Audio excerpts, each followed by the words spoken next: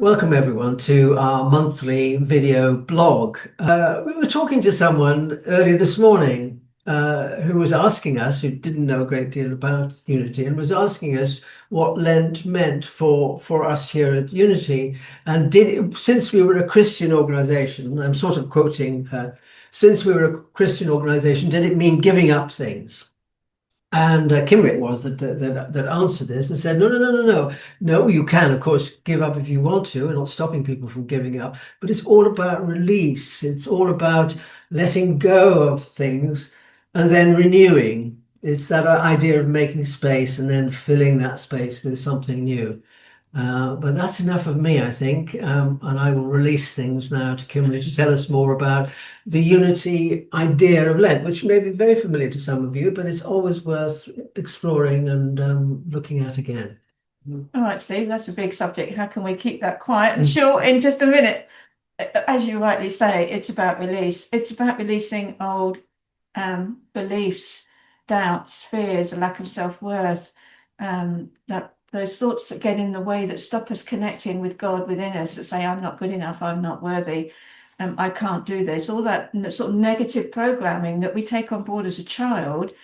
And if you're like me, 60 odd years of habits of doing that, about the practice of releasing that on a daily basis, so that we then, as Steve said, make space to know God within us. It's an inner work. It's a time of reflection and prayer and meditation. The Lent readings and booklets and material is all about that inner journey. That inner journey is a powerful one because it leads to that inner transformation. We are changed through the process of releasing all of that, those painful thoughts and feelings and doubts, and are filled anew with that power, that radiant, that light, that love, that energy that is God in motion. And it really is transforming. We are changed. And that's what's being called for in the world, for us to know ourselves as spiritual beings, showing up as spiritual beings, helping others know they are spiritual beings. That's the invitation of Lent, to really deeply get into that energy of transformation. And when we get towards Easter, because of course we're now approaching Easter, I mean, what happens then? What changes then? What do we reach when we begin those little services? Because we have several little services, don't we, at Easter? So what's going on then, do you think? Well, it's a sense of completion, really. We do recognize Maundy Thursday, and we'll have an evening meditation around that theme of forgiveness, of service.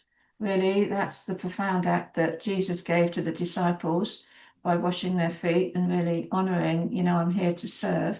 So honoring that message, which is also a service that changes us. And then obviously Good Friday as well, that time of complete surrender on the cross, that complete crossing out and letting go of the idea that I'm just a body, which then led to Jesus's resurrection, that deep transformation that we honor in us as our understanding. I'm not just a human being. I'm not here to suffer and struggle and feel alone in the midst of chaos. I'm here to know the Father and I are one, as Jesus came to teach. That's what transforms us.